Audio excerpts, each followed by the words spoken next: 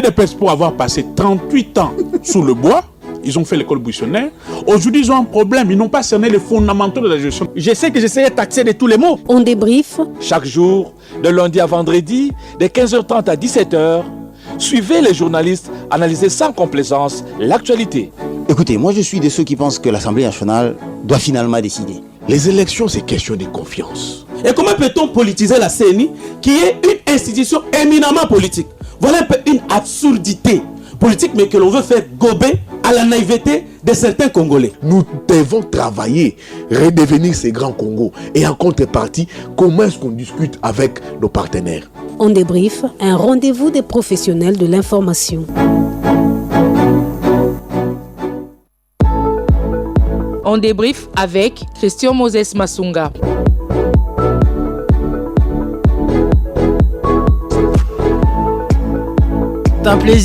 C'est un plaisir de vous savoir nombreux en ces moments de votre émission On débrief sur la 88.1 FM, Radio de l'Avenir, et bienvenue si vous nous rejoignez dans ce nouveau numéro de votre émission On débrief, comme je l'ai dit, une émission réalisée et mise en onde aujourd'hui par Berlin Tempo sous la coordination de Simon Kabamba. Nous allons aujourd'hui, dans notre première thématique, parler de la situation sécuritaire dans l'Est de la République démocratique du Congo et pourquoi le gouvernement congolais accorde, depuis la résurgence du M23, moins d'intérêt à l'activisme de ZADF et autres groupes armés qui sévissent à Beni et en Ituri.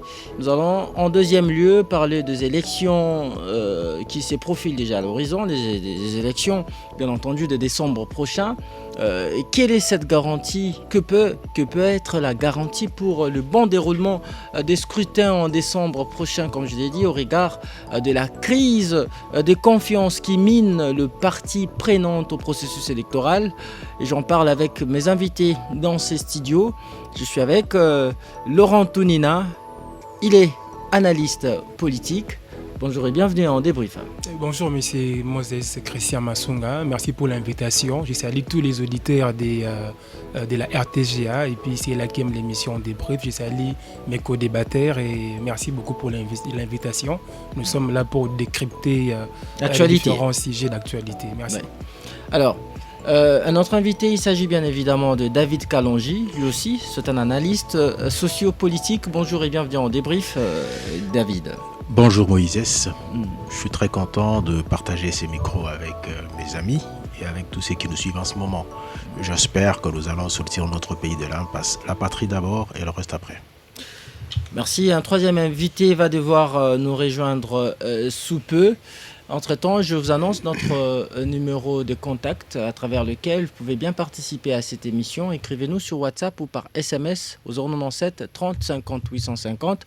097 30 50 850, c'est notre numéro de contact. Jusqu'à 17h, on débriefe l'actualité. RTGA.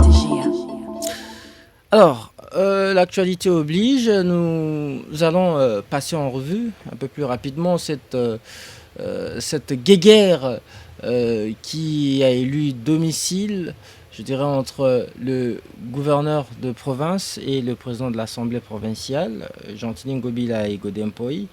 Et les présidents de l'Assemblée provinciale de Kinshasa, ils demandent des comptes au gouverneur sur la gestion des finances de la ville, alors que le député, ministre, fonctionnaire de la ville et partenaires d'assainissement ne sont pas payés depuis plusieurs mois. Alors, les différentes missives au vitriol que Godin Poi a envoyées ces derniers jours à Jean-Tini Ngobila, on en parle dans ces biscuits avec vous. Je commence avec vous, David Kalonji. Bon, je constate qu'effectivement maintenant là, il y a une crise entre le Parlement avec l'exécutif de la ville de province de Kinshasa. Oui. Mais je me dis que c'est le moment peut-être qu'on se pose la question de savoir est-ce que ce n'est pas la réponse à la grande question que nous avions connue à l'époque. Est-ce que le Congo démocratique, c'est un problème de crise d'hommes ou un problème de crise constitutionnelle? Aujourd'hui, on constate qu'effectivement, c'est une crise à la fois d'hommes et des institutions. Nous sommes dans le chaos. Comment voulez-vous aujourd'hui que l'on écoute ce genre ou qu'on le voit faire pendant qu'ils sont loin du combat du peuple? Godin Poy avec les gouverneurs. D'autant plus qu'aujourd'hui, quand on regarde un tout petit peu la gestion elle-même de la ville, du gouverneur, mais c'est un chaos. Nous sommes dans un chaos. Il ne résout rien. Rien, mais absolument rien. Toutes les actions qu'il a entreprises n'ont jamais été achevées. Tous les chantiers, il a commencé par l'opération, bon, il faut déboucher les caniveaux, regardez ce qui se passe sur la ville. La ville est devenue très sale que ce qu'elle fut autrefois. Bien des opérations n'ont pas abouti. Et il continue encore à en créer davantage. Il en crée. Et de tout ce temps-là, celui qui doit les contrôler, il était où? Godin Poy. Et pourtant, Godin Poy, c'est quelqu'un qui a suscité beaucoup d'espoir en termes d'être un professeur, en termes d'être un pasteur, en termes d'être quelqu'un qui est dans l'économie. Mais depuis qu'il est arrivé là, rien n'a brouillé. Alors que répondez-vous à ceux qui pensent que cette situation n'est qu'une sorte de théâtralisation entre l'exécutif et l'Assemblée nationale, d'autant plus que l'Assemblée nationale n'a pas... Non seulement le théâtre, je suis content que nous... Ne semble pas vraiment être rigoureuse. Le moment est arrivé, d'autant plus qu'aujourd'hui, il y a une belle chanson où on a entendu parler le jeune traduire la profondeur elle-même de l'état d'âme du peuple congolais. C'est quoi? Ninitosalité. On a demandé à la population de faire quoi? De prier, d'étudier, d'être conscient, d'être patriote. On l'a fait.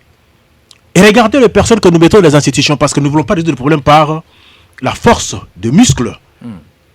Ils s'en foutent, c'est vraiment une belle pièce de théâtre.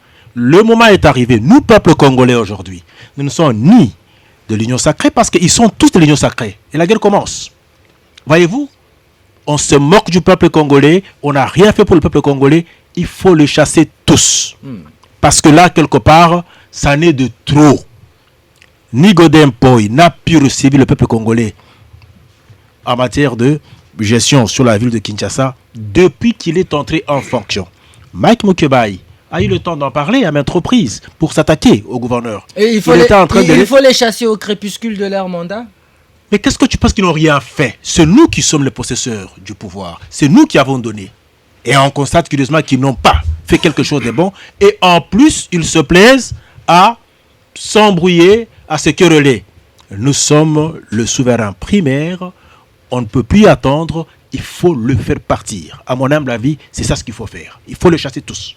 Alors, Laurent Tonina, je prends un extrait de ce message que Godin Poy a pu envoyer à ses collègues députés. Il dit « Si par malheur vous me sacrifiez à cause de miettes qu'on va vous proposer, et si je dois partir, je ne partirai jamais seul, j'emporterai l'exécutif. » Et comment analysez-vous justement cette situation entre l'exécutif et l'Assemblée provinciale? Ok, merci beaucoup pour la question. Et partant de ces messages, en réalité, c'est un discours politique. Et puis, comme vous le savez très bien, en politique, les acteurs politiques utilisent des discours pour exprimer leurs intentions et voire même leur vision du monde. Mais les discours de M. Godin Poy, c'est un discours de factualité. Quand je dis que c'est un discours de factualité, et ces discours reposent sur le fait. Oui. Et mon co-débatteur vient de les souligner.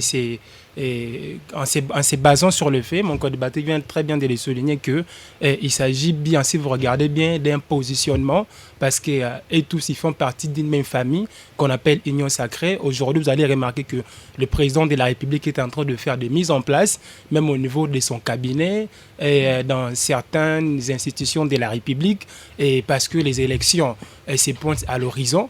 Et M. Gentini Ngobila, déjà son nom a été aussi cité dans l'affaire dans l'affaire Bisselel aussi.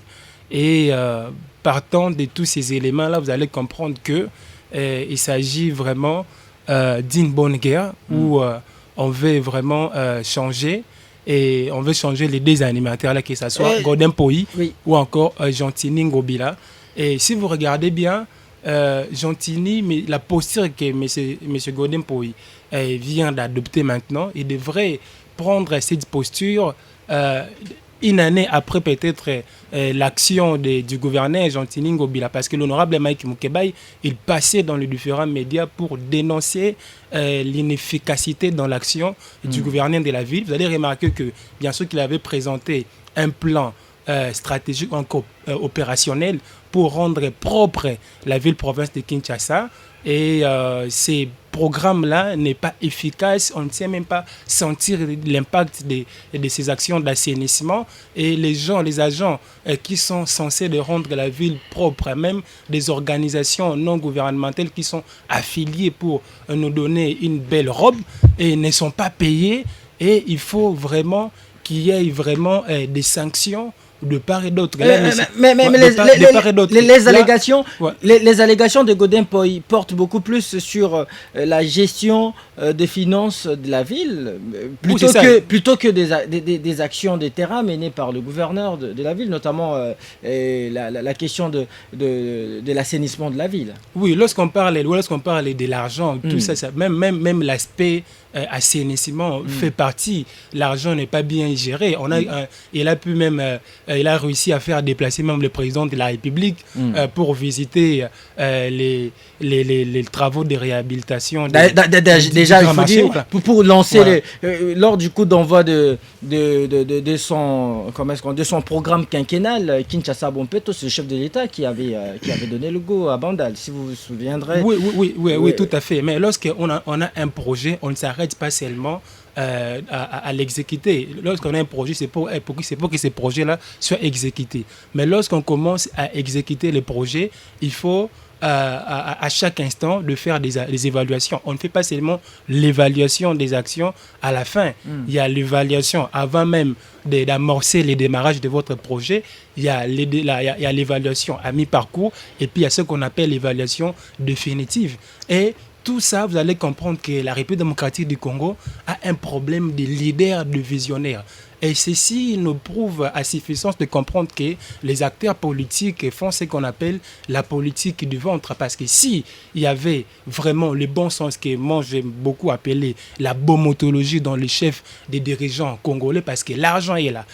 On dit l'ouvrier mérite son salaire, il faut payer les députés qui sont en train de faire le travail, il faut aussi payer les structures, voire même les agents qui sont en train de travailler dans l'objectif de permettre à notre capitale d'être une capitale rayonnante en termes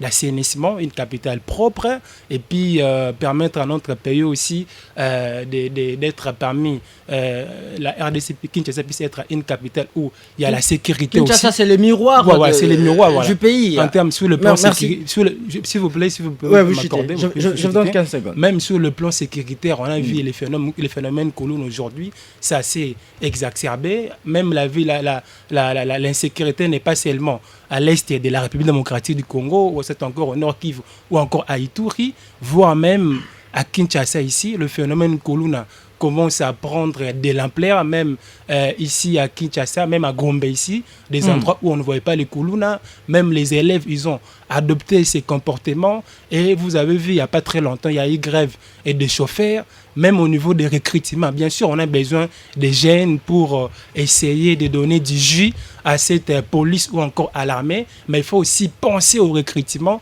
Vous allez voir un policier qui s'appelle par exemple Samarino. Merci. Un policier qui s'appelle Moukomprena. Donc ce sont des choses qu'il faut revoir dans la ville-province de Kinshasa. Peut-être on n'en parle pas. Prochainement, peut-être bien lorsque vous me redonnez la parole, on va essayer de réfléchir pour donner des pistes et des solutions. Il n'y a pas que les problèmes et de l'insalubrité, il y a aussi des problèmes d'ordre sécuritaire qui ne sont pas encore en train de tenir compte. Alors, il faudra que les gens, ceux qui sont en train de nous diriger, de gérer ces réfugiés entre Jean-Tini Ngobila et Godem Poyi avec une intelligence qui tout à fait pourtant particulière. s'entendait très bien depuis le début de leur mandat en 2019. Avec une intelligence tout à fait particulière parce que ça risque de profiter à l'ennemi. Vous savez, et le conflit Tekeyaka, ça commence à progresser vers Mikondo.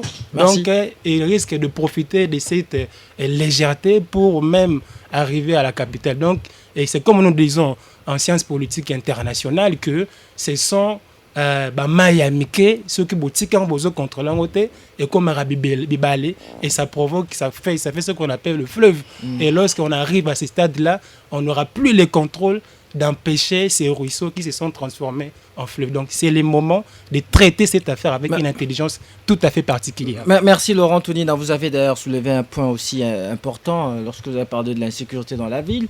On constate également dans les chefs des agents de l'ordre, je cite notamment l'unité de la police Gémi Alpha, appelés communément les Oudjana, qui causent beaucoup de bévues. Il y a beaucoup de dérives professionnelles. En tout cas, je crois le gouverneur devait vraiment avoir un œil porté sur cette situation-là. Nous avons un troisième invité dans cette émission et lui, il s'appelle Nathanaël Onokomba. Il est communicateur et cadre de pistes pour l'émergence, un parti de l'opposition, un parti dont le président national est Seth Kikouni. Bonjour et bienvenue en débrief, Nathanaël. Bonjour messieurs les journalistes et merci de m'avoir invité dans cette émission, un beau cadre que j'ai toujours suivi à la maison et aujourd'hui je suis fier d'y participer pour essayer un peu de parler de ce que nous pensons de l'actualité. Merci, je profite pour vous donner aussi la parole et je donne votre part de biscuit d'air comme vos co-débatteurs en ce qui concerne cette guéguerre entre le gouverneur et le président de l'Assemblée provinciale de Kinshasa, Godem Poyi. Vous avez suivi Godem Poyi qui accuse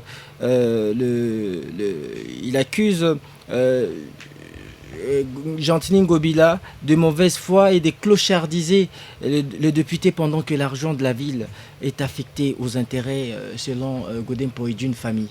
Qu'est-ce que vous en dites, justement ? Avant toutefois que je puisse parler de ces sujets, permettez-moi un peu de revenir 2 pas en arrière à ce que vous avez dit des bavures et de l'improfessionnalisme de ces policiers ou de ces koulouna déguisés en policiers, excusez-moi le terme. Hier, l'un des communicateurs, M. Prince Epengue, ainsi que Maman Chantal Boboni, ont été sauvagement agressés par cette milice déguisée en police nationale que nous ne savons pas maîtriser. Ils ont été agressés par de gens non notamment identifiés, à ce qui paraît. Comprenez que M. Prince Epengue est une personne suffisamment instruite et une personne qui connaît réellement quand il faut agir et quand il ne faut pas agir. Il est dit clairement et il réaffirme que ce sont des policiers. D'ailleurs, vous avez vu les images où un policier est en train de se victimiser et un récit de coup par M. Prince Epengue. Tout ça, ça nous fait du mal ensemble avec les amis de l'opposition comme Abed Mukumbi et les autres qui sont en train de décrier ces comportements. C'était juste un rétropédalage.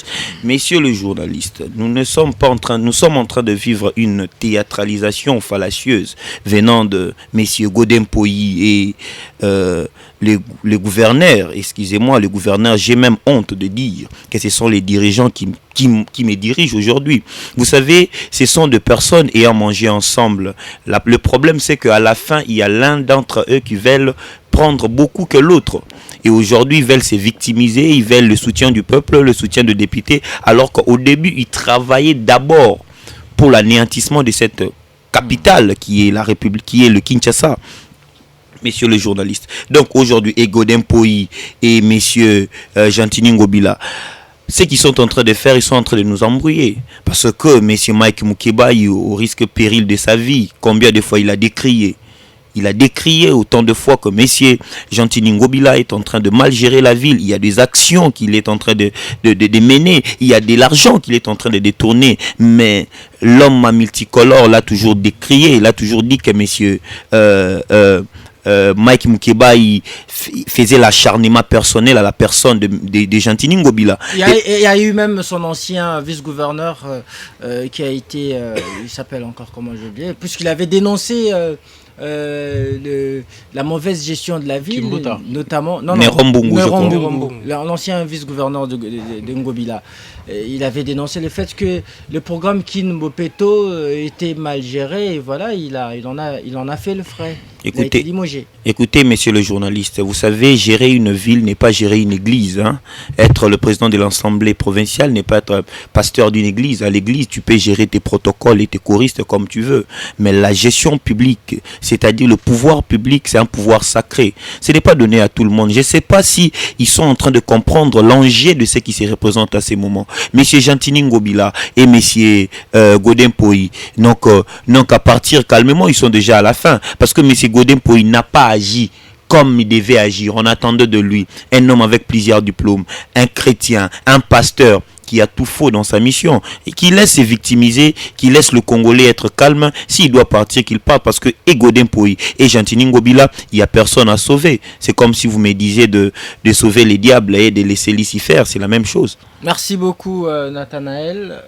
Nous entamons directement notre première thématique basée sur la situation sécuritaire dans l'Est de la RDC. Pourquoi les gouvernements congolais accordent depuis la résurgence du M23 moins d'intérêt à l'activisme des ADF et autres groupes locaux, d'autres groupes armés locaux qui sévissent à Béni et également en Ituri. Nous avons deux provinces en proie aux conflits armés et sous état de siège depuis plus de 2 ans aujourd'hui. Il s'agit bien évidemment du Nord Kivu et de l'Ituri, mais depuis la résurgence, comme je l'ai dit, du M23 au Nord Kivu, le gouvernement semble beaucoup plus s'intéresser au conflit du M23 qui cause d'ailleurs moins de dégâts qu'en Ituri où la population civile est victime d'interminables exactions perpétrées par les groupes armés locaux. On va écouter à ce sujet le coordonnateur provincial de la société civile de l'Ituri, Dieudonné Lossa, qui s'est plaint du fait qu'il y a eu multiplicité de groupes armés locaux pendant l'état de siège même. La population civile semble être abandonnée. Ça, c'est ce qui est reconnu de tous. On croyait à l'état de siège qui sera à mesure de mener des actions contre les groupes armés. On n'a pas vu que ça. Tout le moyen était mis à la disposition de l'état de siège, selon les dires des autorités de ce pays.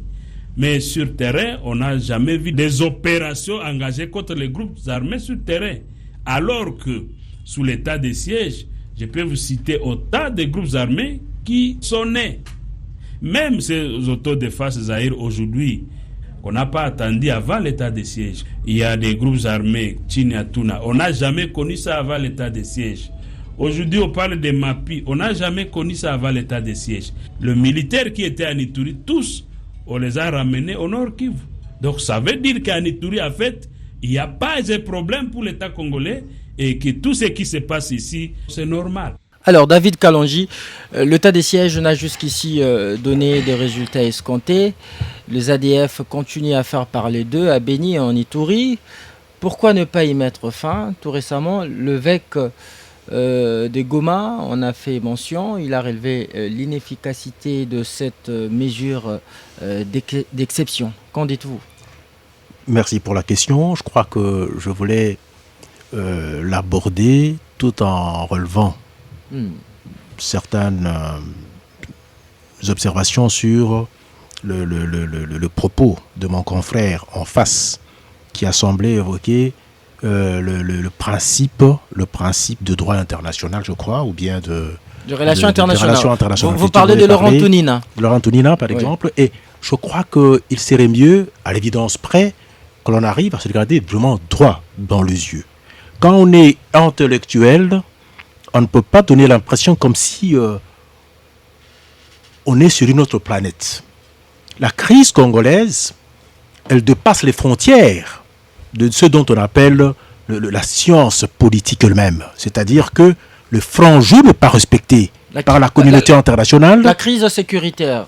Je veux bien, c'est l'ensemble de tout ça. Donc c'est-à-dire que dans les grands ensembles, on ne respecte pas les principes. Vous avez l'Organisation des Nations Unies, vous avez tous les pays limitrophes, ils sont astreints à une ligne de conduite des États dans les relations. Or, ils ne respectent pas ça et ils sont en train de comploter contre la République démocratique du Congo. Ça, il faut le reconnaître. Il faut quand, par exemple, on veut analyser, qu'on en tienne compte. D'autant plus que c'est une cabale contre la nation congolaise. Et la communauté internationale a de viser. Le visé qui sont de la communauté internationale, c'est de s'occuper de minéraux congolais, de se le partager avec le pays limitrophe, oublier totalement le peuple congolais. Donc, les effacer de la carte. À l'évidence près, il faut prendre ça comme étant la vraie résultante de la revendication du peuple congolais parce qu'il ne peut que réagir de cette manière-là. C'est ça ce qui doit d'abord conditionner notre façon de voir les choses. Donc, soutenir que, bon, voilà ce que dit par exemple le Sciences Po, il est vrai qu'ici, nous sommes dans une logique de gens qui ne veulent pas de nous, qui ne respectent pas les principes. Sinon, on ne parlerait pas aujourd'hui de la crise entre le Congo démocratique avec le Rwanda. Parce que d'abord, en tant qu'un pays souverain qui a souscrit aux règles de relations internationales, on ne pouvait pas accepter un pays se mettre debout comme ça et attaquer notre pays. Et ils le font au vu et au su de tout le monde. Tous les pays limitrophes aujourd'hui se retrouvent être dans cette cabale-là. Alors, je reviens maintenant à ta question. Faudra-t-il aujourd'hui, parce que les crises que vous avez, qui sont les crises locales, ce sont des crises qui proviennent de milices ou bien de tribus, comme c'est le cas de Kwamount et presque partout, ce sont des crises qui ont survécu de tout le temps. Ça n'avait jamais pris des dimensions qu'aujourd'hui nous avons en face de nous. C'est parce que tout simplement il y a un fait qui est en train d'attiser cela. C'est justement la communauté internationale. Parce qu'ils ne veulent pas de nous. Il faut à l'évidence près que le peuple congolais se met du bon côté dans le camp patriotique pour dire que le nœud du problème, c'est qu'on veut nous arracher notre pays. Et on a commencé à l'arracher. On l'a déjà coupé d'une partie. Tout parti politique aujourd'hui qui n'a pas cette vision, mais ils sont à assimiler automatiquement à ceux qui sont les infiltrés qui travaillent pour la communauté internationale. D'où je reviens comme pour dire ceci. Oui. Le ADF Nalou, les autres qui sont là, par rapport au M23, faudra-t-il que le gouvernement aujourd'hui oublie ou faiblit ses actions sur le M23 pour régler les problèmes de ces milices? Et pourtant, dans ce milice, il y a le pouvoir local qui est sur place, qui doit nécessairement, en principe, utiliser les forces de l'État pour les anéantir. Et en plus, il faut un effet accompagnateur. De même, d'ailleurs, la population elle-même. Vous sentez que même dans celui qui vient de déclarer tout à l'heure, qui est de la société civile, la présence, elle n'est pas forte en lettres du pouvoir central, de sa patrie. Mais il s'en prend, il dit, le gouvernement nous a oubliés comme si, effectivement, ils sont abandonnés à. Faudra-t-il aujourd'hui qu'on leur représente quels sont les moyens que l'État congolais a mis à la disposition et à la fois de ces deux provinces, en termes de ressources, en termes d'argent? Mais c'est beaucoup d'argent. Mais il faut se présenter que vraiment la crise, elle est profonde. Elle est assez grande. Mais l'implication morale, vous sentez qu'on a déjà démissionné. On semble donner, prêter flanc à cette influence étrangère de gens qui viennent piller et tout. Donc, voyons tout petit peu. Donc, le patriotisme, quelque part, vous sentez qu'il est faible. David Kalonji, parlons un peu de ces déséquilibres dans la prise en charge de ces différents conflits par le gouvernement. Vous avez suivi le président de la société civile de l'Ituri qui a dit que plusieurs militaires ont été déportés vers le Nord Kivu, où sévit le conflit M23. Et le gouvernement, je l'ai dit à l'entame de cette thématique, le gouvernement semble beaucoup plus intéressé au conflit M23. Pourquoi? Soit parce qu'il y a pillage de nos ressources, et de l'autre côté en Ituri, il y a la population qui ne cesse de mourir, qui est meurtrie par les groupes armés. très bonne question, laisse-moi t'en parler. Cette crise, elle est asymétrique. Hein. Cette crise-là, la guerre que nous avons à l'Est, elle est asymétrique. Vous avez quelqu'un comme Kagame qui connaît très bien la géopolitique, la réalité au Congo. À un certain moment donné, quand par exemple on veut que le M23 arrive à réussir son coup, on peut facilement attiser du côté des conflits locaux.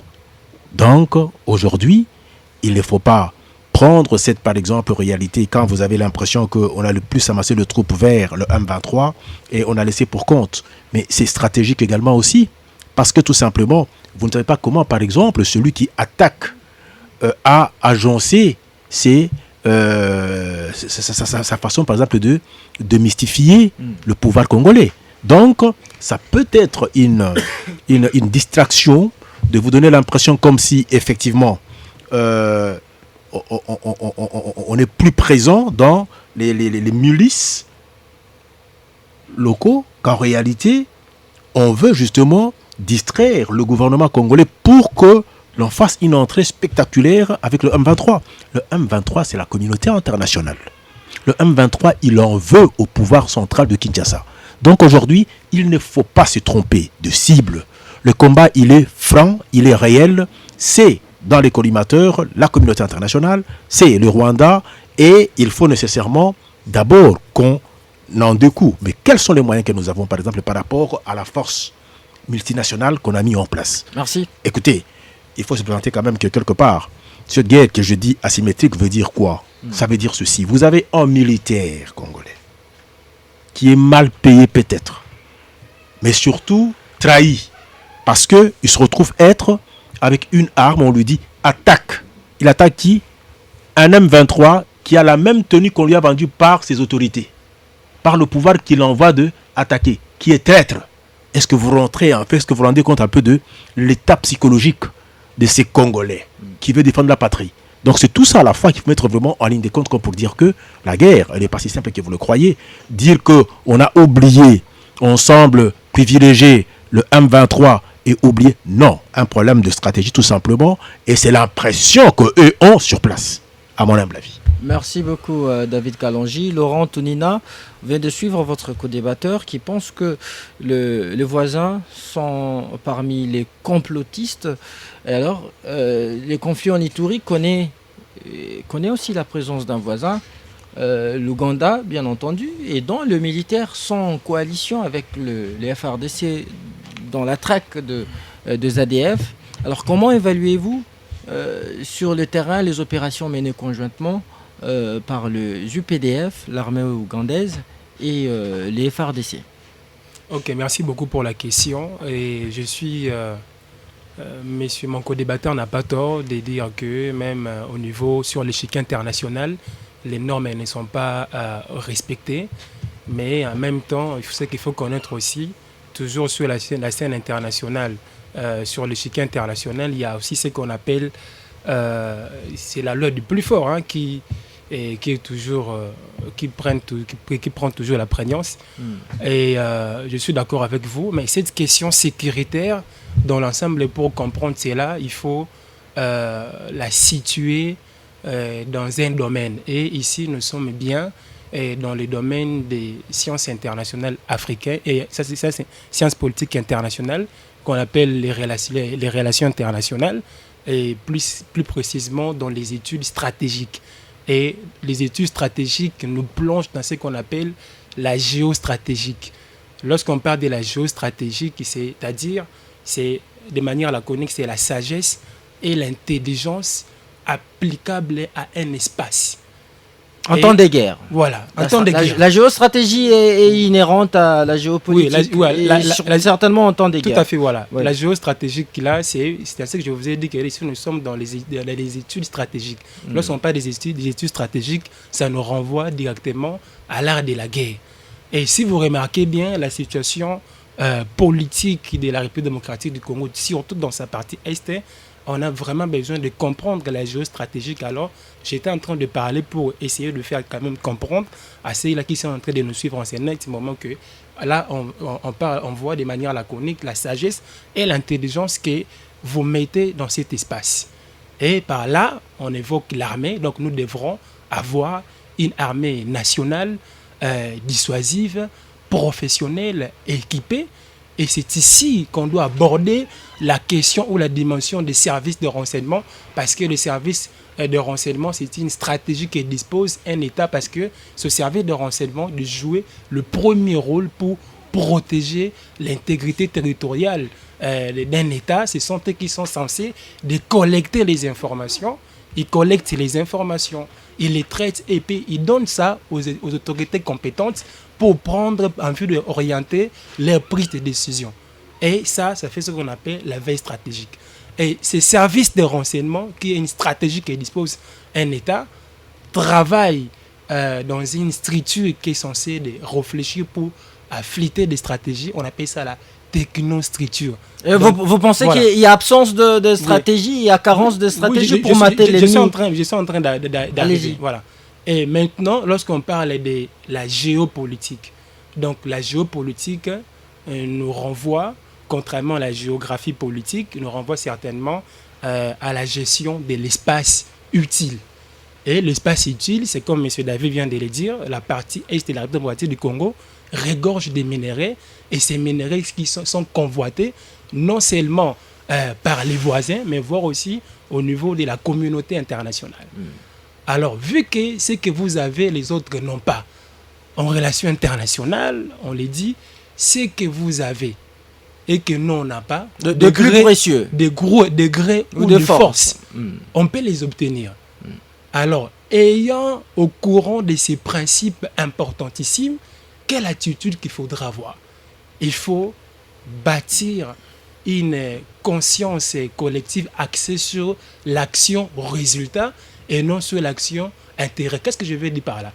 La personne qui est à la tête de la République démocratique du Congo doit activer une dimension des États qu'on appelle l'État anthropologique. Un État anthropologique, c'est un État qui anticipe les événements et les refuse de les subir. Il met en place l'homme.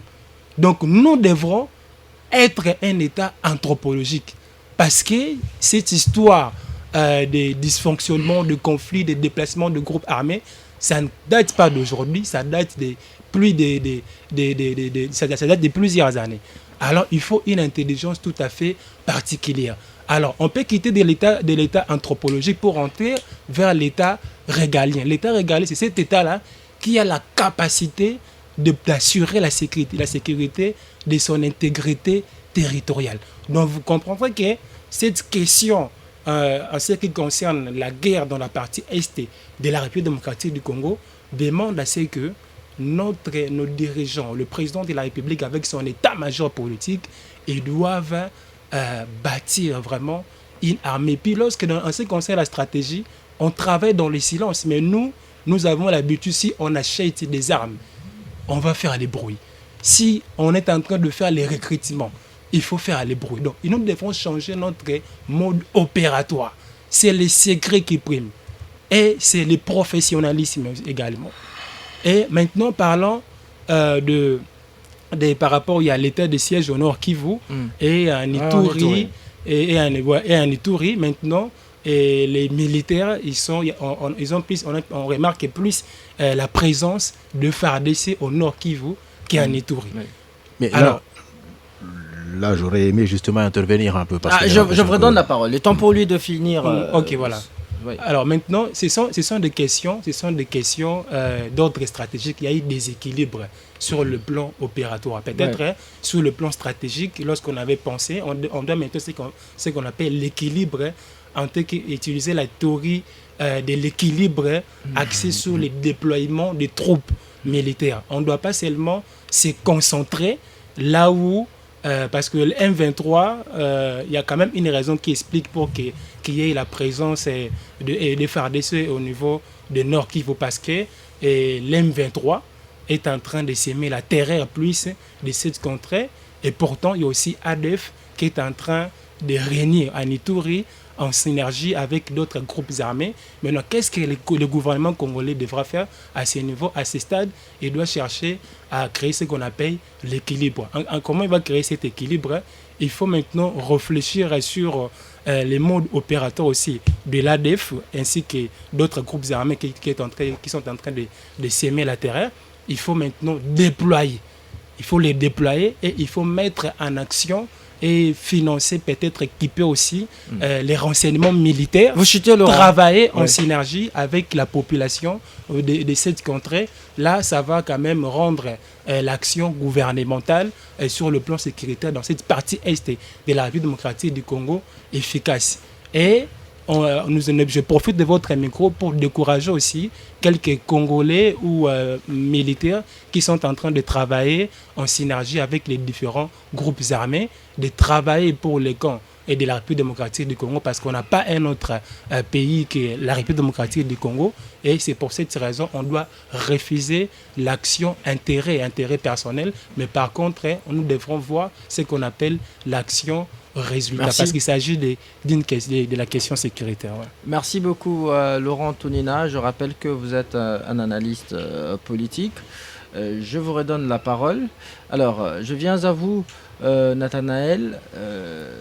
Nathanaël, vous savez, les conflits, cette situation de M23, le conflit de M23, il y a eu plusieurs sommets au niveau régional qui ont été justement consacrés à ces sommets, à ces conflits, je parlais des sommets, au niveau régional. Alors, mais pourquoi le gouvernement semble un peu être négligent, s'il faut le dire, hein, parce que nous avons les groupes armés locaux, comme je l'ai dit. Il y a même le coordonnateur de la société civile de l'Ituri, Dieudonné Lossa, qui l'a évoqué. Il a parlé de groupes armés des Zaïre. Il y a même des Codeco qui tuent plus qu'au Nord Kivu. Mais pourquoi il y a eu plus de déploiement de FARDC au Nord Kivu qu'en Ituri depuis la résurgence du M23 au Nord Kivu? Merci beaucoup, messieurs le journaliste. Vous savez, mes co-débatteurs, s'ils étaient de professeurs, ils allaient bien enseigner dans des universités. Heureusement que là où nous sommes, ce n'est pas un endroit pour donner cours, parce que j'ai écouté beaucoup de théories. Mais l'émission est aussi pédagogique. Je connais que c'est une émission pédagogique, mais une émission qui n'est pas sincèrement une émission où nous serons là pour parler de nos théories apprises par le blanc, alors que la pratique c'est autre. Donc un examen avec eux, ça serait déjà pareil. Alors, j'étais en train de dire, vous savez, si aujourd'hui les pistes pour l'émergence, c'est parti à M. Seth Kikouni existent, c'est pour répondre à ces genres de questions. D'abord, la réponse serait l'irresponsabilité du pouvoir politique en place. Et c'est un régime que nous taxons d'un régime adamique. Pourquoi nous disons que c'est un régime adamique? Parce que c'est un régime qui n'assume pas ses responsabilités. Un régime qui ne sait que trouver des boucs émissaires. Celui-ci a fait telle chose, celui-ci a fait telle chose. Le conflit qui sévit à l'est de mon pays, quand nous parlons de ces questions de l'est, messieurs le journaliste, je suis toujours à larmes. Parce que aujourd'hui on a politisé cette histoire de massacre. Pourquoi? Simplement parce que de l'avènement de ces régimes en place, on a découvert une nouvelle richesse en République démocratique du Congo, bien évidemment. On avait l'or, on avait les diamants, on avait l'uranium, on avait les cuivres, mais aujourd'hui on a encore une nouvelle richesse qu'on a découverte sous ces régimes, que nous pouvons d'ailleurs applaudir. Et demandez-moi c'est quoi cette richesse? Cette richesse, c'est le sang congolais. Les sangs congolais désormais constituent une nouvelle richesse dans ces régimes en place. Voilà pourquoi les faits pour que ce sang puisse couler n'inquiètent pas ces dirigeants. Comment pensez-vous que... Les sangs ne coulent pas seulement depuis l'avènement de Félix Tshisekedi au pouvoir, c'est depuis belle lurette. Messieurs les journalistes, si le principe de nul ne peut se rendre à justice n'était pas applicable, j'allais sauter sur vous. Parce que ce que vous êtes en train de dire maintenant, ça fait très mal. Parce que depuis l'avènement de M. Félix Antoine Tshisekedi au pouvoir, depuis ces régimes adamiques qui n'assument pas ses responsabilités, nous avons perdu beaucoup de nos compatriotes, non seulement à l'Est, mais ici. près de Kinshasa dans ces conflits que vous connaissez très bien, Akwamut. des Teke et Yaka. Vous comprenez? C'est-à-dire qu'il se préoccupe guère parce que la découverte de cette richesse leur achante. Les faits pour que le sang puisse couler ne leur font pas du mal, mais cela les réjouit. Donc, aujourd'hui, le M23, c'est aujourd'hui les boucs émissaires pour ces régimes en place. Pourquoi ils vont s'en préoccuper? Parlez-nous de conflits internationaux, mais bon, soyons quand même sérieux. La République démocratique du Congo existe parce que la communauté internationale en a décidé. Le Congo a été tracé par des personnes assises autour d'une table. Quelle est l'indépendance que l'on va nous parler aujourd'hui? Mais depuis tout ce temps, le président Mobutu était au pouvoir, mais ces choses n'ont jamais surgi comme ça. C'est parce que ces régimes que nous avons, c'est un régime qui ne sait pas prendre ses responsabilités à main. Messieurs les journalistes, le pouvoir politique, comme vous le voyez aujourd'hui, c'est un pouvoir d'impulsion, c'est un pouvoir de décision, c'est un pouvoir de coordination, c'est un pouvoir de décision, de prévision. Quand on détient le pouvoir politique, on doit pour la première fois avoir un projet, parce qu'on les élit sur base d'un projet politique. Vous allez me dire aujourd'hui que ceux qui sont morts par le M23 ne sont plus spéciaux que ceux qui sont tués par les ADF. Ce sont nos peuples, ce sont nos compatriotes, bien évidemment. Voilà pourquoi je ne serai pas en train de dire des théories de la guerre, parler des complots internationaux. Non, le monde évolue comme ça, mais le peuple congolais a besoin des bons dirigeants, les dirigeants qui savent assumer. Nous ne voulons pas démérer dans ces régimes adamiques, mais nous voulons démérer dans un régime qui sait assumer. Voilà pourquoi nous, ensemble avec le président Setski Kuni, nous disons que le Congo ne sera plus sans piste. Parce que le piste aujourd'hui serait vous, serait nous, serait tous les compatriotes congolais. Parce que nous serons en train d'analyser, de parler des histoires sensibles qui portent atteinte à la vie de nos compatriotes en parlant des théories que nous avons prises à l'école, si seulement le gouvernement en place ne prend pas les choses au sérieux. Vous voulez dire, malgré la volonté manifeste du gouvernement en finir avec ces forces négatives, vous voulez dire que le pouvoir est incapable de pacifier l'Est du pays? Comprenez que ce régime que nous taxons de régime adamique, c'est un régime à volo. Un régime qui fonctionne en volo. Il y a aucune volonté. C'est-à-dire, ils veulent simplement couvrir la scène par du maquillage extraordinaire pour faire comprendre aux gens qui sont en train de faire des efforts. Il n'y a pas d'effort. Je réitère mes propos, il n'y a pas d'effort. Vous savez, s'il y avait des efforts, aujourd'hui, ces petits conflits de Teke et Aka ici allaient trouver déjà gain de cause. La paix allait déjà s'instaurer. Comment justifiez-vous, ici, près de Kinshasa, on n'arrive même pas à faire taire ces troubadours, ces bandits qui tuent nos frères, mais on se préoccupe seulement de l'Est. Expert en renseignement, c'est pour l'Est. Expert en renseignement, c'est pour l'Est, le M23. Mais ici, on ne fait rien. Messieurs les journalistes, on va débattre matin, midi, soir. Tant que le gouvernement, tant que ce régime est un régime adamique, un régime qui ne prend pas ses responsabilités à main, nous serons en train de plairer nos compatriotes. Moi, j'aimerais lancer un message à ceux qui nous suivent. Je sais que ça fait mal, mais nous avons compris que s'ils se préoccupent guère de mettre fin à cette guerre, c'est parce que pour eux le sang congolais est une richesse. Vous dites qu'il n'y a pas d'effort, il n'y a pas de volonté, pourtant le chef de l'État il se préoccupe beaucoup, il se montre beaucoup plus préoccupé par ces conflits. Dernièrement, il a recouru aux forces de la SADC justement parce que celles de l'EAC se sont montrées incapables face au M23. Vous savez, dès le début, je l'ai dit, le pouvoir politique, c'est un pouvoir d'impulsion, de coordination, de décisions et de prévisions. Vous savez, c'est un pouvoir lavé de toute impureté. Quand on détient le pouvoir politique, on n'est pas comme n'importe qui. Je l'ai dit aujourd'hui, les présidents de la République ou ces régimes en place que nous taxons du régime adamique ne fournissent aucun effort. Pourquoi? Parce qu'ils ont levé l'embargo sur les armes. Les gens applaudissent. Mais il fallait aussi lever l'embargo sur la ration des militaires.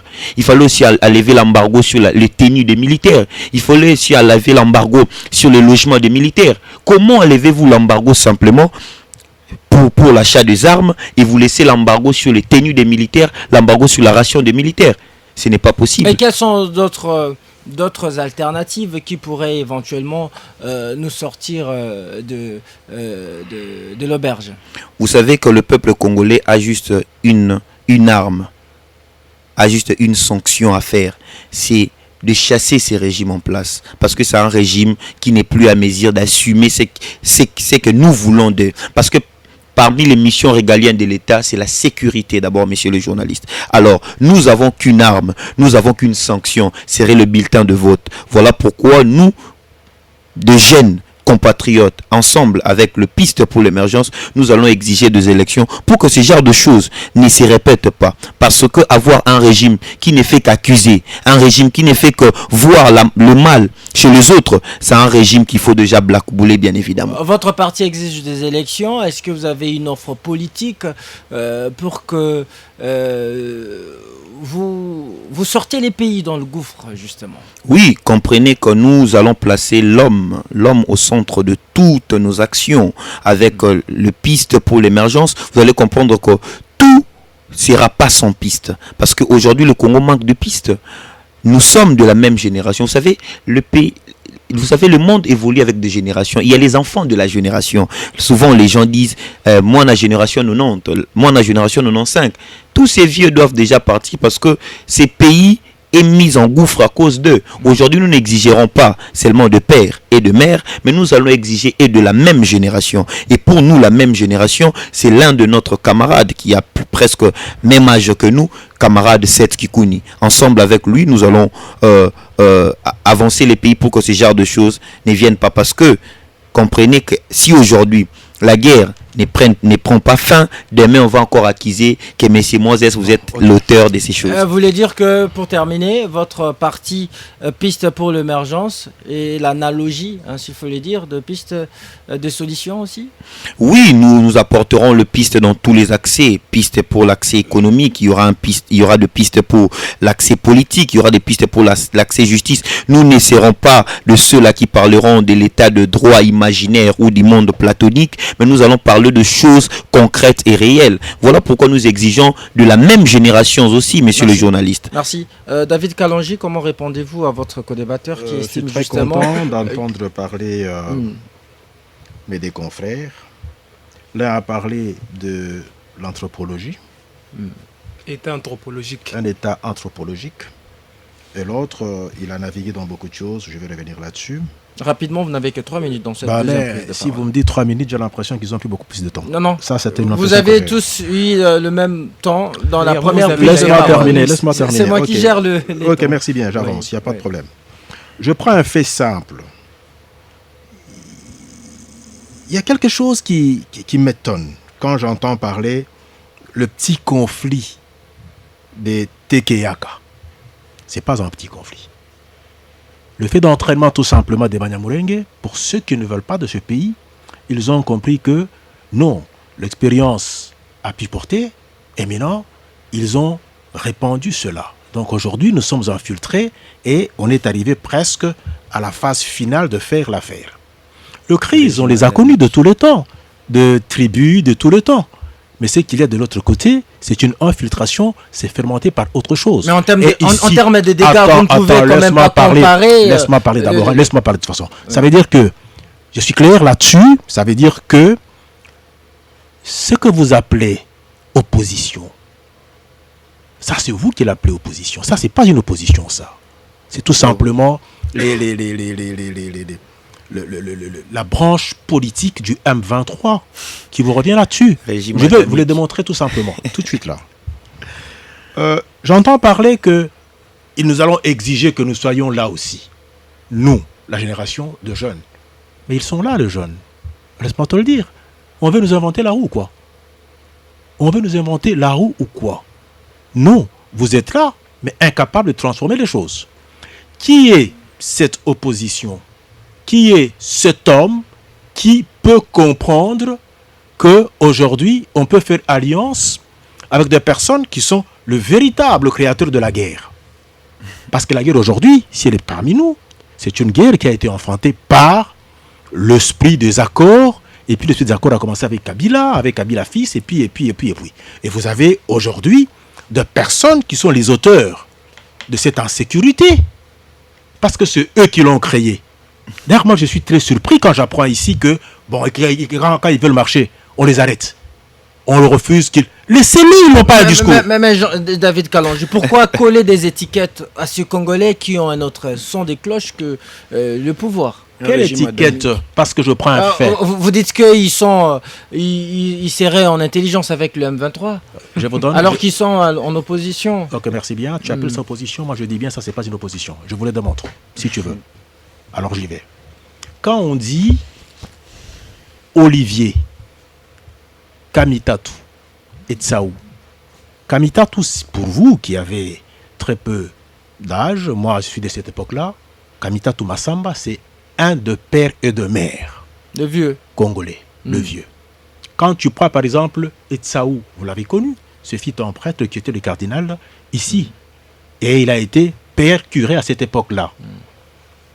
L'amour de la patrie a pu donner à cet enfant que vous voyez là, Olivier. Ce nom-là, parce qu'on l'aimait bien, on l'ait porté, la patrie congolaise. Et cette patrie, aujourd'hui, on l'a amputée d'une partie. C'est notamment qu'une partie de l'Est est en proie à une guerre. Qu'est-ce que la patrie fait? Elle fait appel à ses meilleurs fils, qui sont justement, c'est Kamitatu qui a été président de l'Assemblée. Mais il a préféré commencer à défendre l'Empire Yéké. Voilà ce qui démontre qu'il n'est pas patriotique. C'est la moindre des choses. Donc vous appelez ça opposition. Ce n'est pas de l'opposition, c'est tout simplement le M23 déguisé qui est parmi nous. Vous parlez aujourd'hui par exemple de l'insuffisance on est incapable de en finir avec la guerre qu'il y a à Kwamuntu. Mais l'exploit que fait les gouvernements au travers Jean-Pierre Mbemba, que ces milices ont été tués, là, ce n'est pas la presse qui en parle, ce n'est pas non plus ce dont vous appelez vous, les opposants, qu'en réalité pour moi c'est le M23, ils font l'apologie justement de la guerre. Voilà tout. Donc autrement aujourd'hui, je me dis quelque part, tous ceux qui sont dans cette histoire, ils sortiront. Ceux qui sont de père et de mère, ceux qui sont des Congolais d'âme pure, sortiront. Et par conséquent, nous déplorons justement que l'argentier qui est là avec Olivier Kamitatu, avec tout un nombre de Congolais qu'on a enchaînés parce qu'ils ont des sérieux problèmes avec la justice, restent encore là-dedans et ils se maintiennent. Merci. Ça, en fait. Rapidement, je vous donne la parole. Parce qu'il a attaqué. Oui. Comment répondez-vous à votre co-débatteur Nathanaël? Comme je l'ai dit, chaque génération a ses enfants. Vous allez comprendre que mon co-débatteur n'est pas de ma génération. Et les pays aujourd'hui, chaque génération fonctionne selon sa vitesse. Vous allez comprendre qu'aujourd'hui, mes taxes, moi aussi, de M23, c'est les choses que je suis en train de plairer. Ils taxent cette Kikuni de M23, simplement parce que nous voulons respecter la Constitution. Si mon co-débatteur ignore que la Constitution de la République démocratique du Congo reconnaît le droit à l'opposition que nous sommes en train de faire. Écoutez, nous ne sommes pas dans une maison où un papa décide chaque matin ou le soir que toute personne doit entrer à 18h et on entre à 18h. C'est notre pays, ça. Quand ça ne marche pas, on doit revendiquer nos droits. Il est fait pour nous de revendiquer nos droits, ça fait de nous M23. Donc aujourd'hui... Quels sont vos droits? Vous voulez aujourd'hui qu'on négocie? On va négocier quoi? Vous avez été élu, oui ou non? Allons aux élections. Il a parlé des élections. D'accord, allons aux élections, il n'y a pas de problème. Qu'est-ce que nous allons négocier quoi? On n'a pas négocié. Je suis en train de parler du salaire de militaires que vous faisiez massacrer par votre volonté là-bas à l'Est, que vous ne payez pas très bien. De toute façon, vous étiez là avec 17 ans, vous avez payé le truc, le militaire. Attendez, 17 ans. Je n'étais pas au pouvoir, cette Kikuni n'a jamais été au pouvoir. Mais par contre, c'est que Kikuni a été vraiment amnésique. Il n'a pas été à cette époque-là. David Kalonji, laissez-le conclure. Laissez-le conclure parce que la parole va tourner rapidement, on va prendre une pause. Merci. Oui, voilà pourquoi je suis en train de dire, vous avez tué ces pays, vous avez contribué. Des 17 ans que vous aviez. Allez-y, Nathanaël. 17 ans de gestion. Vous comprenez déjà que les agitations font partie de la peur, déjà, parce que je dois dire des choses qui sont vraies aujourd'hui. Vous savez, nous sommes de l'opposition. Nous sommes de l'opposition, on s'oppose à ces régimes adamiques. Vous allez écouter, si nous sommes les boucs émissaires, si nous sommes l'élargement des M23, alors l'élargement des ADF c'est où? Donc ADF est moins considéré dans ces pays. Vous comprenez déjà que c'est un régime qui cherche que le bouc émissaire, un régime adamique. Voilà pourquoi nous allons exiger non seulement les élections, mais les élections crédibles et transparentes et apaisées. Merci. Parce que nous avons que cette arme pour sanctionner ces pouvoirs adamiques. Rapidement, Laurent Tonina, comment entrevoyez-vous la suite de cette situation sécuritaire dans l'Est du pays? Ok, très rapidement, il faut quand même se dire qu'ici, on vient, on analyse, c'est la rationalité aussi. il faut quand même reconnaître que le gouvernement est en train de fournir l'effort pour instaurer la paix dans la partie est de la République démocratique du Congo. Mais cet effort-là ne se sent pas sentir en termes d'action. Alors, à cet effet, le président de la République, avec son état-major politique, ils doivent renforcer ce qu'on appelle la géostratégie. Donc, il faut avoir un service de renseignement très performant, un service de renseignement des professionnels, pas un service de filature, parce qu'il y a la différence entre les services de filature. On voit très souvent, lorsque vous tenez un discours qui dérange un peu les régimes, on vient mettre la main sur vous. Non, on a besoin de services de renseignement qui va aider la République démocratique du Congo de collecter les informations des ennemis. Ça, c'est la mission première ou le rôle premier des services de renseignement, et de donner ces informations-là aux autorités compétentes en vue d'orienter leur prise de décision. On appelle ça la veille stratégique. Alors, il ne faut pas aussi négliger sur le fait que nous sommes en train de décrier cette action gouvernementale en ce qui concerne l'insécurité, le conflit à Yaka, ici à Kwamut. On ne doit pas négliger ça, parce que déjà cette affaire entre le président de l'Assemblée provinciale, Godem Poyi, et puis le gouverneur de la ville, Gentini Ngobila, s'il n'y a pas une attente, il n'y a pas une résolution ne pas trouvée en ce moment, ça peut aussi faciliter l'entrée ou encore le couloir d'entrée à tous ces infiltrés qui profitent de ces conflits Keyaka d'atterrir dans la ville province de Kinshasa. Je préfère bien le dire en lingala pour alerter les autorités compétentes. Et zande bamai oyamiki soki bokangi yangote et okoma bibali. Et puis ceux qui tokomé na stade douana, il y aura pas moyen d'arrêter cette hémorragie. Merci, donc Laurent. Il est temps d'avoir un plan axé sur la sécurité, un plan au niveau de Kinshasa qui va répartir jusque dans les différentes provinces jusqu'à arriver dans la partie est de la République démocratique du Congo. Et nous allons prendre une pause et restez avec nous sur RTGA FM. Et dès le retour, on va lire le message des auditeurs. Jusqu'à 17h, on débriefe l'actualité. RTGA. Jusqu'à 17h, on débriefe l'actualité. RTGA. Je suis avec Laurent Tounina, analyste politique. Je suis également avec David Kalonji, lui aussi analyste politique, mais également avec Nathanaël Onokomba. Il est cadre de Piste pour l'émergence, un parti de l'opposition dont le président national est Seth Kikouni. On va rapidement lire le message des auditeurs. Voilà. Salut Moses, félicitations à notre frère du parti des Seth Kikouni. Il est constant et cohérent dans ses raisonnements. S'il te plaît Moses, faites-nous honneur de lui inviter chaque semaine. Message signé Shadrach Loukouma.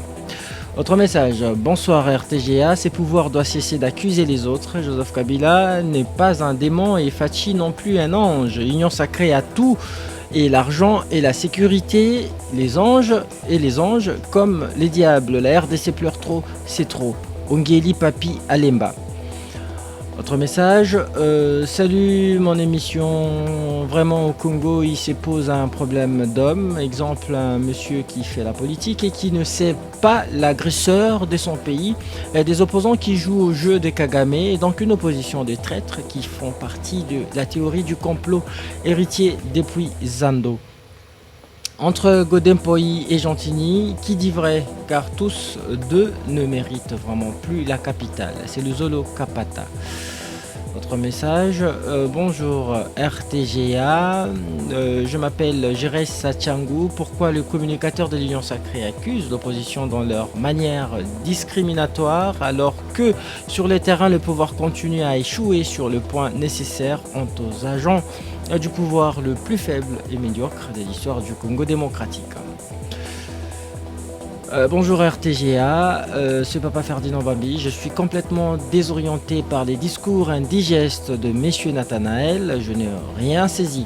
De quelle nouvelle génération parlait-il? Cette génération de diplômes achetés? Soyons sérieux.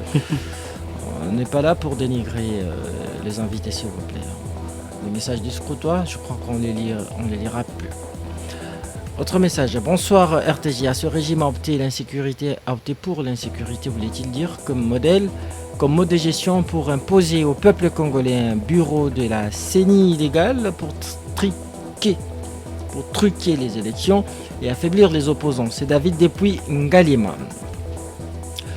Bonjour monsieur le journaliste, le problème de l'Est est caractérisé maintenant par la mauvaise appréhension de Félix Tshisekedi. Au lieu de prendre des choses au sérieux, il a passé tout son temps à accuser le régime de Kabila. Docteur Doudou à Rigini. Bonjour Moses, merci pour le casting. Nous avons condamné la façon que Ngobila a géré la ville et Godempoï. Il défendait le gouverneur, aujourd'hui il parle mal contre lui, c'est du théâtre, c'est patient à Kalambaye. On va lire rapidement 2-3 derniers messages. Salut chers confrères journalistes et les invités. La querelle entre Godempoï et Gentilin Ngobila, c'est le partage de ses intérêts égoïstes. C'est celui qui défend le gouvernement provincial de Kinshasa honte à eux. Député Moukeba avait raison, l'insécurité, tracasserie routière partout à Kinshasa. D'ici les élections, ils reviendront. Comment pourrais-je participer à votre émission? C'est Benoît Guélor, Ntomba, dans la commune de Ngalima. Alors, on va vous contacter. Moses, Kinshasa va avec plusieurs problèmes qu'on connaît tous. Kinbopeto n'est qu'un songe difficile à révéler au vu et au su de tout le monde. Ngobila doit partir et tout son casting, fiston depuis Kindu, dans les Maniema. Autre message, voilà, on va lire ce dernier SMS. Voilà, il dit bonsoir en débrief, bravo pour votre biscuit, Ngobila gère la ville comme sa poche, le président Félix doit le démettre, sinon on risque de dire qu'il est complice avec Ngobila. Gomer Sindani à Ngiri. Bonjour RTGA, mais ce monsieur Dekikouni parle trop pour rien du gouvernement, c'est bas pour rétablir la paix à l'Est et il parviendra. N'en déplaise à se méfier avec son petit parti. Message de Georges. Alors, dernier message. Bonjour RTGA. La naissance de plusieurs groupes armés sous l'état de siège signifie que Kagame multiplie des stratégies pour ne pas perdre le minerai de la RDC. On va conclure l'émission. Et David Kalonji, votre dernier mot. On ne sait pas entamer notre deuxième thématique parce que c'est une actualité un peu intemporelle, cette question de la CENI. On y reviendra. Moi, je me dis quelque part, ma conclusion c'est celle-ci. On ne va pas rester longtemps en train de parler du recul de la République, mais par conséquent, aujourd'hui, la nation, c'est un tout, en dehors des actions gouvernementaux. On a lancé des projets du style, par exemple, il faut acheter des bateaux, il faut. Les actions sociales n'ont jamais, en tout cas, réussi. Mais je note quelque chose de très important, que je recommande à la population congolaise. Et même, ça entre dans la notion de prise en charge. Je ne suis pas kimbanguiste. Mais par conséquent, je suis très surpris d'apprendre le mouvement des femmes qui n'a pas vraiment travaillé dans le gouvernement a réussi maintenant là à acheter un bateau de pêche. Et je me dis, ce modèle de femme, parce que ici chez nous c'est toujours, le mois de la femme, mais la femme de Kimbangu par exemple, qui a dirigé cette entreprise, et aujourd'hui nous voyons les effets, peut en tout cas entrer dans l'inspiration que le peuple congolais s'en approprie pour faire mieux. Merci. Et je constate curieusement que certains parmi nous sont de ceux qui les font et qui le font bien. Alors, vous concluez également, Laurent Tonina. Merci premièrement pour l'invitation, mais ce qu'on doit retenir aussi que dans cette question sécuritaire dans la partie est de la République démocratique du Congo, que le gouvernement congolais est en train de fournir un effort, mais cet effort doit être orienté par un plan stratégique opérationnel qui va bien sûr permettre à la République démocratique du Congo de s'affilier à une structure africaine a une dimension internationale capable d'aider à la RDC de mettre fin à cette guerre aussi.